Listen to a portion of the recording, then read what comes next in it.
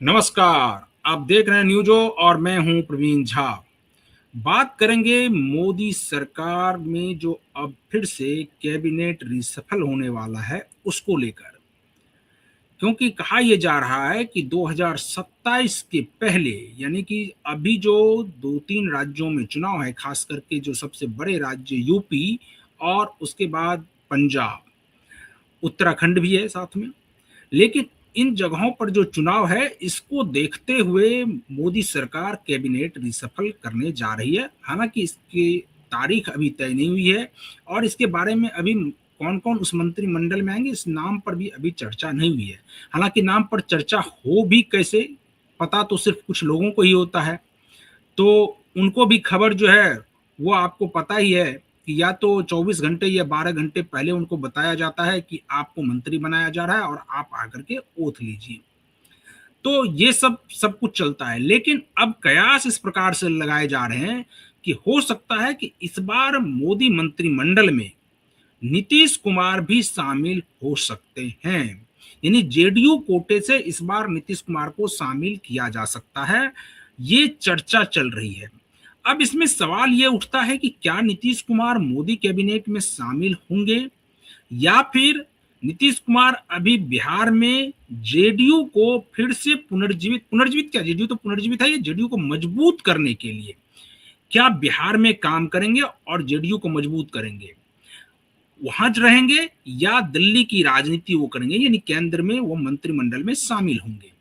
अब इस पर अभी सस्पेंस बना हुआ है, क्योंकि आपको पता है कि नीतीश कुमार के बारे में भी कहा जाता है कि वो क्या करते हैं ये किसी को पता नहीं होता है, और मोदी जी के बारे में भी ये लोग कहते हैं कि वो कब क्या करेंगे इसकी जानकारी किसी को नहीं होती है। अंतिम पल में ये सबको पता चलता है कि अब ये फैसला मोदी जी ने ले लिया है। तो उस पर हम लोग चर्चा करेंगे और फिर उसके बाद ये जानने की और भी कोशिश करेंगे, खास करके हम अपने सहयोगी वरिष्ठ पत्रकार संजीव प्रियदर्शी और राजनीतिक विश्लेषक हैं, उनसे जानेंगे कि क्या मोदी कैबिनेट में इस बार वो शामिल हो सकते हैं क्या, या नहीं होंगे तो नीतीश कुमार का अगला मूव क्या होगा। बताया ये जा रहा है कि अगर नीतीश कुमार शामिल नहीं होंगे तो हो सकता है क्या कि संजय झा को शामिल कराया जाए। अगर संजय झा शामिल होते हैं तो इसका मतलब है कि ललन सिंह आउट होंगे या कोई ना कोई एक तो आउट होंगे, क्योंकि आपको पता है कि सबका एक फार्मूला तय है, उसी फार्मूला के तहत मोदी कैबिनेट का विस्तार होगा और संख्या उसी हिसाब से तय होंगे कि किस दल को कितने मंत्री मिलेंगे। क्या यूपी से, उत्तराखंड से और पंजाब से ये संख्या ज्यादा होगी क्या? क्या इस बार जो ये चर्चा हो रही है कि हो सकता है कि कम उम्र वाले नेताओं को इसमें तवज्जो दी जाएगी, क्या ये सब संभव है? इसी सब पर आज बातचीत करेंगे। संजीव जी, आपसे जानना चाहेंगे कि ये जो कहा जा रहा है कि नीतीश कुमार इस बार हो ना हो मोदी कैबिनेट में शामिल हो जाए, या आपको लग रहा है क्या कि नीतीश कुमार शामिल हो सकते हैं? नमस्कार प्रवीण जी, दर्शकों को मेरा नमस्कार। नीतीश कुमार पहली बात, अगर कैबिनेट में शामिल होते हैं तो पोर्टफोलियो तो उनको बहुत बड़ा चाहिए। बिल्कुल। रेलवे और रेल मंत्रालय अगर प्रधानमंत्री देंगे इनको, तो फिर मुझे लगता है कि उनको शामिल होने में कोई दिक्कत नहीं, क्योंकि रेल मंत्रालय वो पहले भी संभाल चुके हैं। और हम जानते हैं कि बिहार में जो भी बड़े नेता रहे, चाहे रामविलास जी, चाहे लालू जी, चाहे नीतीश जी, ये सब कभी ना कभी रेल मंत्री रहे।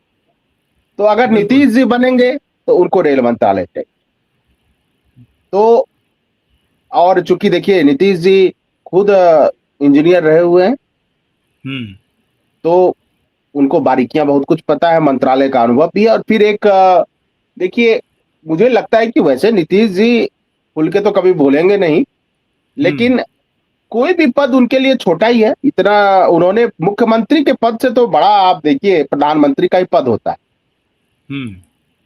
तो मुख्यमंत्री का पद उन्होंने त्याग दिया हंसते हंसते, अब रोज हंसते हुए लोगों से मिलते हैं। तो मान लीजिए उन्हें अगर कोई भी मंत्रालय मिलता भी है तो ये इतनी बड़ी कोई घटना नहीं है। दूसरी बात, जहां तक जेडीयू की मजबूती की बात, तो इतना निशांत कुमार एक्टिव हुए हैं बिहार में पिछले 3-4 दिनों से, क्योंकि 23 जून को उन्होंने पीएमसीएच में अचानक छापा मारा और वहां बहुत सारी कुव्यवस्थाएं थी और उन्होंने स्वीकार किया। अमूमन मंत्री स्वीकार नहीं करते कि अपने विभाग में कोई दिक्कत हो तो वो स्वीकार नहीं करते, लेकिन उन्होंने स्वीकार किया। और आज पीएमसीएच के जो प्रिंसिपल हैं डॉक्टर नरेंद्र प्रताप सिंह, उनको सस्पेंड कर, क्योंकि वो मौजूद नहीं थे उस समय। और जब निशांत जी ने फोन किया तो उसका भी रिस्पांस उन्होंने नहीं किया। हालांकि वो अलग तर्क बता रहे हैं कि वो बीमार थे, लेकिन जांच में आया है कि वो निजी अपने क्लिनिक में प्रैक्टिस करते। यानी स्वास्थ्य मंत्री के तौर पे समझिए सबसे बड़ा एक्शन और पहला बड़ा एक्शन निशांत कुमार ने लिया।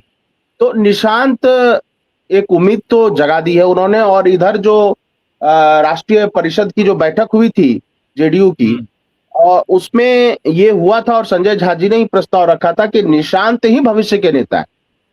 यानी जेडीयू में जो पहले नहीं कहा जाता था, कुछ आरजेडी के लोग भी बोलते थे और कुछ जेडीयू में भी ऐसे लोग थे जो बोलते थे कि संजय झा और ललन सिंह ने पार्टी हाईजैक कर लिया और यही पार्टी चलाएंगे। और आज तो मैं देख रहा हूं कि बहुत प्रतिष्ठित मीडिया समूह भी ऐसी ऐसी खबरें चला रहा है कि जेडीयू टूटने वाली है। बताइए, जेडीयू का अपना भविष्य तय हो गया, जेडीयू ऑलरेडी एनडीए के साथ है और जेडीयू को तोड़ने की बात करते, तो बहुत सारी बातें हैं। तो एक तो एंगल ये है, ये जो कोई कयास लगा रहे हैं संजीव जी, ये जो कोई चाहे वो कितना भी बड़ा मीडिया संस्थान क्यों ना हो, अगर वो इस प्रकार की खबर प्लांट भी कर रहे हैं तो बीजेपी को क्या जरूरत है वहां पर जेडीयू को बिहार में तोड़ने की। जेडीयू तो बीजेपी के अलायंस में है ही। अगर अलायंस में नहीं रहती जेडीयू तब एक बात मान भी सकते थे कि बीजेपी भारतीय जनता पार्टी चाह रही होगी कि उनके सांसदों को तोड़ करके इसमें मिलाया जाए, लेकिन अब तो वो दोनों कंफर्टेबल है और बिहार में भी सरकार चल रही है। नीतीश कुमार ने बल्कि मुख्यमंत्री पद छोड़ करके सम्राट चौधरी को सौंप दिया। इसके बावजूद अब इस प्रकार की खबरों की कोई आवश्यकता है नहीं। ना जाने ये लोग कहां से इस प्रकार की खबर को प्लांट करते हैं कि अब जेडीयू में टूट क्यों होगी। जेडीयू में टूट अगर होगी तो उससे भारतीय जनता पार्टी कमजोर होगी। ये लोग समझ नहीं पा रहे हैं कि अगर जेडीयू में टूट होती है तो उससे भारतीय जनता पार्टी को नुकसान होगा, क्योंकि आने वाले समय में अगर जेडीयू को अगर भारतीय जनता पार्टी तोड़ती है और तोड़ करके वो अपने पाले में सभी सांसदों को लाती है, तो फिर नीतीश कुमार को ये लगेगा कि भारतीय जनता पार्टी ने उनको छला है। और फिर उसके बाद अगर गठबंधन उधर बन जाता है राष्ट्रीय जनता दल के साथ नीतीश कुमार का, तो वो बहुत ही मजबूत गठबंधन हो जाता है। तो ऐसे में भारतीय जनता पार्टी नहीं चाहेगी। आपको लगता है कि इस सब कॉम्बिनेशन को देखने के बावजूद भी भारतीय जनता पार्टी ये चाहेगी कि जेडीयू को तोड़ दिया जाए? नहीं नहीं, बिल्कुल सवाल ही नहीं उठता है। मान लीजिए कि क्यों तोड़ेगी, बीजेपी के मुख्यमंत्री है। दूसरी बात है, देखिए बिहार जो है वो महाराष्ट्र नहीं है, बंगाल नहीं है। बिहार में विधायक सांसद कहीं चले जाएं, वोटर वहीं रहते हैं जिसके वो वोटर हैं।